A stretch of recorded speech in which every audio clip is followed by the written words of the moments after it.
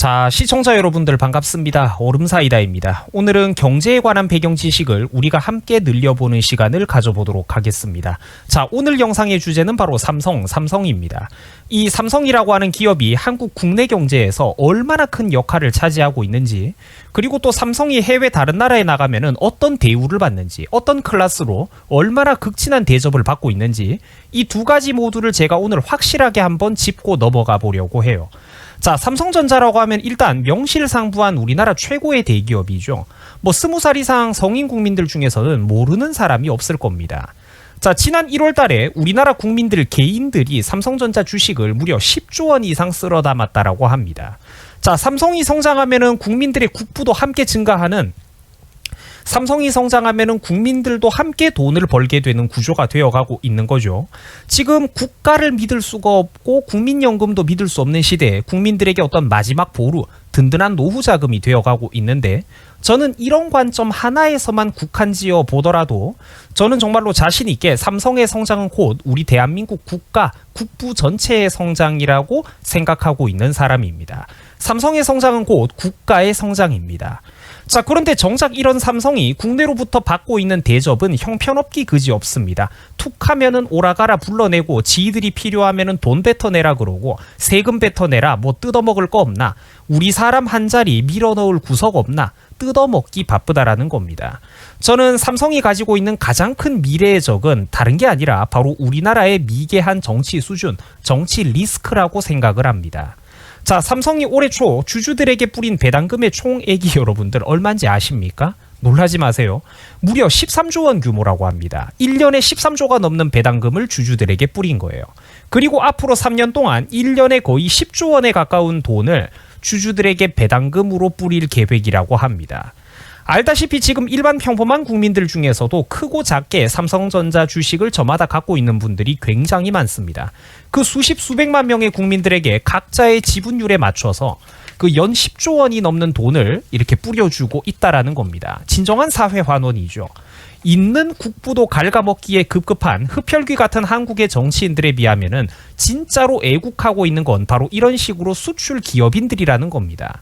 제가 아까 삼성의 성장이 곧 국민들과 국부의 성장이라고 얘기를 한 적이 있는데, 그게 절대로 과언이 아닙니다. 농담하는 게 아니에요. 삼성의 성장은 국민과 국부의 성장이 맞습니다. 자, 삼성은 지난 연초에 스마트폰인 갤럭시 시리즈나 특히 이제 고급 TV인 그런 고급 가전인 QLED 이제 텔레비전 요런 것들, 이제 대규모 대형 인치의 그런 TV들이 판매 실적이 잘 나와가지고 직원들에게 성과급을 지급했는데, 이 규모가, 성과급의 규모가 어마어마하다라고 합니다. 자, 임직원들 무려 10만여 명 이상에게 이제 성과급을 지급을 했는데, 이게 또 대략 개인 연봉의 50%에 달한다라고 해요. 모두 현금으로 지급됐다라고 합니다. 또한 이때 삼성전자가 임직원들에게 뿌린 성과급은 모두 3조 원이 넘는 규모였다라고 합니다. 주주들에게 배당금도 1년에 10조 넘게 뿌리고, 연초에 임직원들에게 연봉의 50%씩 또 3조 원이 넘는 성과급도 뿌리고, 10조도 뿌리고 3조도 뿌리고, 어마어마하죠 여러분. 여러분, 정치인들 중에서 국가와 사회에 이만큼 이바지하는 인간 보신 적 있습니까? 정치인들 중에서 이만큼 애국하는 사람 본 적 있나요? 없죠. 없습니다.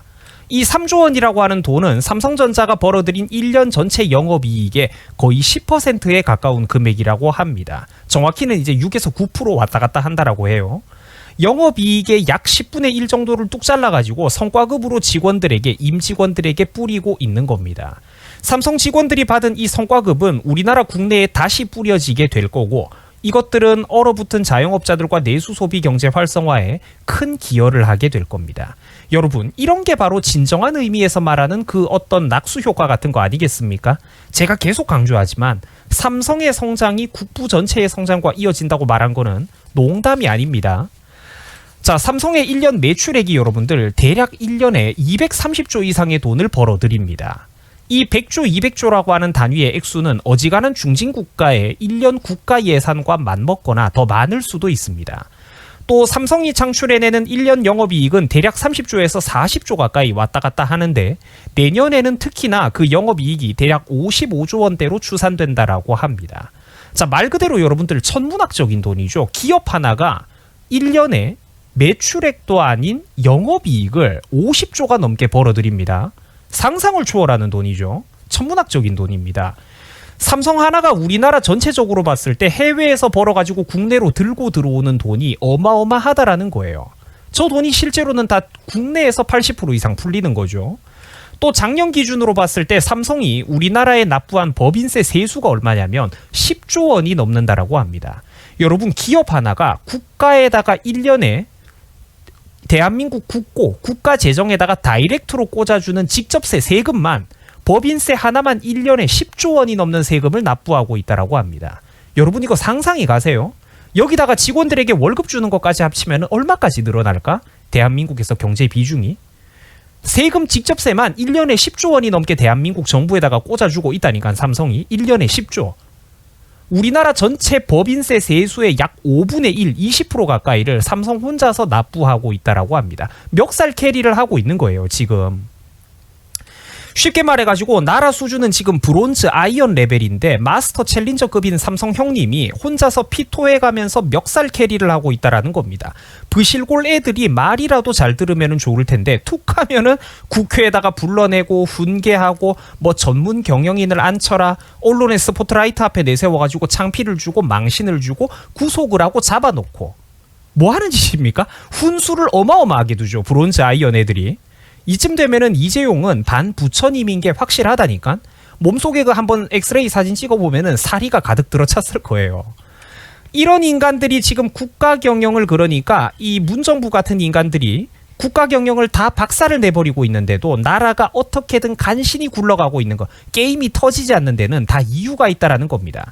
누군가는 뒤에서 코피 흘려가면서 멱살 캐리를 하고 있는 거예요. 이 인간이 작사를 내놔도 삼성이 아까 보셨죠? 1년에 세금만 수십조씩 갖다 바쳐주니까 방만한 우리나라의 공무원들과 공기업 직원들이 월급이 밀리지 않고 따박따박 나올 수가 있는 겁니다. 삼성이 1년에 수십조씩 벌어다가 주니까, 그래서 공무원 너그들의 월급이 밀리지 않을 수가 있다라는 거죠. 삼성 없었으면은 진작에 대한민국 경제 지금 구멍이 나버렸겠죠. 문정부 4, 5년 거치는 동안에. 그 사실 생각해보면은 참 안타깝다라는 거예요. 세상이 아는 만큼 보인다라는 게 바로 이런 걸 두고 하는 소리입니다. 요거는 제가 참 다시 보여드린 게 조금 민망할 정도로 제가 참 여러 번 보여드렸던 자료입니다만, 지금 전 세계 각국은 우리나라 삼성에게 러브콜을 보내고 있습니다. 오기만 하면은 다 해주겠다라고 온갖 조건을 내걸고 있어요. 미국의 텍사스주 같은 경우에는 몇 년 동안 아예 대놓고 소득세나 법인세까지 면제를 해주겠다라고 합니다. 토지 무상 임대 같은 건 기본이고 기타 수많은 세금 혜택들, 행정 혜택들을 기본 중에 기본으로 깔아주겠다고 하고 있어요. 고위공직자들이 직접 손편지 써가면서 제발 우리 지역에 공장을 세워주십시오, 투자 좀 해주십시오, 러브콜을 보내고 있다라는 거예요. 이제는 인구 10억 명이 넘어가는 거대 국가인 인도에서도 삼성 이재용이 한번 찾아오면은 인도 총리가 직접 버선발로 뛰어나와가지고 맞이를 합니다. 여러분, 저게 왜 그러는 걸까요? 그렇죠. 부디 우리나라에 투자 좀 해달라, 공장을 지어가지고 우리나라 국민들, 가난한 우리나라의 젊은이들을 고용하고 일자리 좀 만들어달라고 저렇게 극진히 대우를 하는 겁니다. 결국 인도 총리의 저런 적극적인 세일즈가 인도 국민과 국익에 빛을 발하고 있다라는 거죠.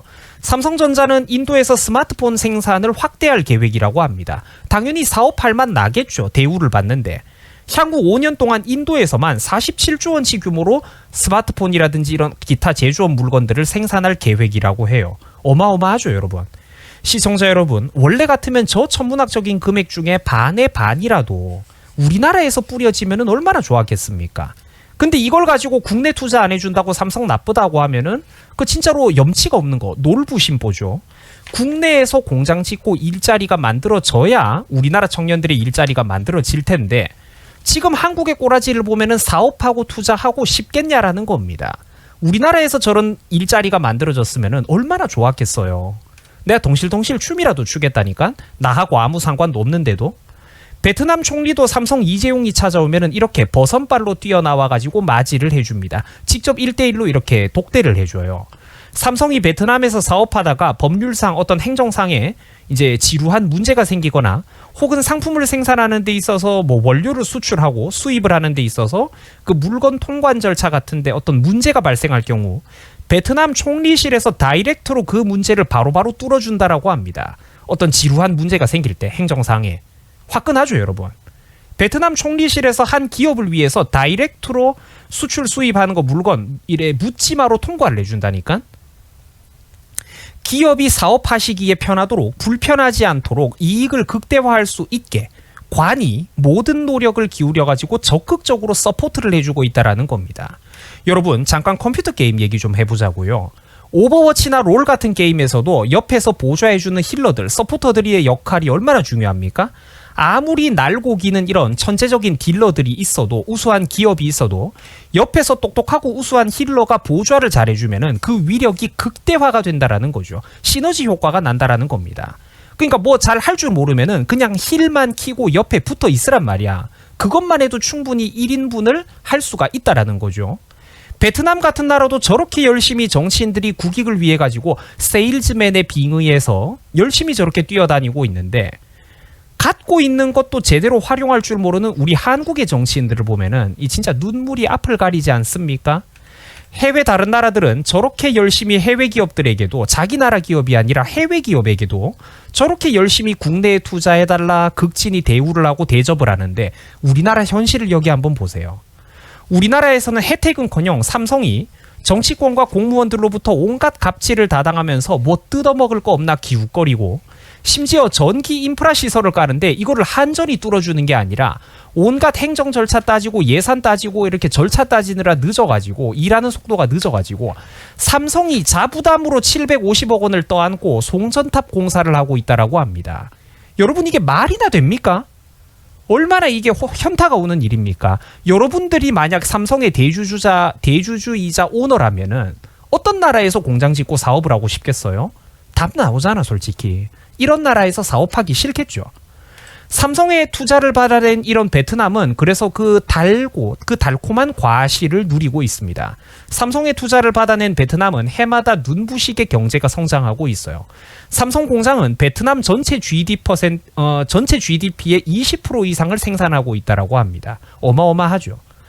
베트남은 불과 1990년대 중반까지만 해도 전 인구의 80%가 절대적인 빈곤층에 시달리던 나라였습니다. 당시 베트남 국민들 1인당 평균 GDP가 200달러대에 불과했다라고 해요. 그때 당시에. 자, 그러나 현재는 2000달러가 훌쩍 넘도록 90년대랑 비교했을 때 국민 소득이 10배 이상 증가했다라고 합니다. 우리나라에 비하면은 물론 아직 적다지만 경제가 눈부시게 성장을 했고 자동차 보급률도 해마다 어마어마하게 늘어나고 있어요. 그 중심에 누가 있느냐? 바로 우리나라 삼성이 있다라는 것이죠. 현재 10만 명 이상의 베트남 국민들이 삼성 공장에서 근무하고 있다라고 합니다. 10만 명이 넘는 베트남 사람들이 삼성 공장 하나로 먹고 살고 있다라는 겁니다. 그 10만 명이 전부겠습니까? 아니죠. 거기에 딸려있는 처자식들, 가족들은 얼마나 많겠어요? 뿐만 아니라 이런 월급을 착실하게 받는 근로자들이 있으면은 그 주변에 술집, 밥집, 쇼핑몰, 대형마트 등 수많은 자영업자, 사업자들도 함께 먹고 살겠죠.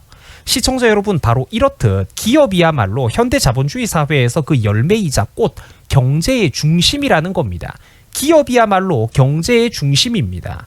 한편 이 뉴스 자료를 한번 보세요. 한국의 기업 환경 현실을 비판하는 아주 좋은 자료인데 제가 몇 번이나 이 기사를 읽었습니다. 자, 미국 같은 그렇게 거대한 나라도 대만의 그 반도체 파운드리 기업인 TSMC를 위해 가지고 기꺼이 국민 세금을 들여서 막대한 지원을 해주고 있다라고 합니다. 미국 같은 거대한 나라도 남의 나라 기업에게 제발 우리나라에 투자해 주십시오 하고 국민 세금 퍼부어가면서 인프라 지원을 해주고 있다고요. 공장 바로 문 앞까지 새로운 도로도 깔아주고요. 하수도 망도 깔아주고 토지도 임대해주고 대중교통 노선도 신설해줄 계획이라고 합니다. 반면에 우리나라는 아까 보셨죠. 대기업한테 저런 거 혜택 준다고 하면은 우리나라에서는 어떻게 되겠습니까? 난리가 나겠죠. 강자와 재벌들에게 세금으로 혜택 준다고 하면은 난리가 나겠죠. 뭐 공급해 준다고 하면. 자, 그러면 우리가 여기서 잠깐 생각을 좀 해봅시다. 그러면 세계 최강대국인 미국의 정치인들은 도대체 왜 기업인들에게 저렇게 극진히 대우하고 지원을 해주는 걸까요? 그렇죠. 그만한 능력이 있는 기업에게 퍼주는 게 아니고 투자라는 겁니다. 나중에 그리고 그 투자는 몇 배 이상의 이득으로 국가와 국민들이 돌려받을 수 있기 때문이에요. 투자한 거는 나중에 대박으로 돌아온단 말이야. 능력이 있는 사람에게 투자한 거는. 그게 바로 그 보상이 무엇이냐? 그게 바로 국민들의 일자리, 지역 경제의 활성화라는 겁니다. 당장 몇 년 동안 기업에게 파격적인 혜택을 줘도 돼요. 국민들이 일단 일자리를 얻게 되면은, 민간 일자리를 얻게 되면은 국민들이 국가의 복지 지원도 안 받아가게 되죠. 공공 지출은 줄어드는 반면에 조금씩이라도 얼마씩 세금까지 벌어다 주게 됩니다. 즉 국민들이 이렇게 튼튼한 민간 일자리에서 양질의 일자리를 국민들이 얻게 되면 국가 재정은 저절로 튼튼해지고 부유해진다라는 겁니다. 나가는 국가 재정 지출은 적어지는 반면에 들어오는 세금 수입은 저절로 많아진다라는 거예요. 이게 바로 경제의 선순환입니다.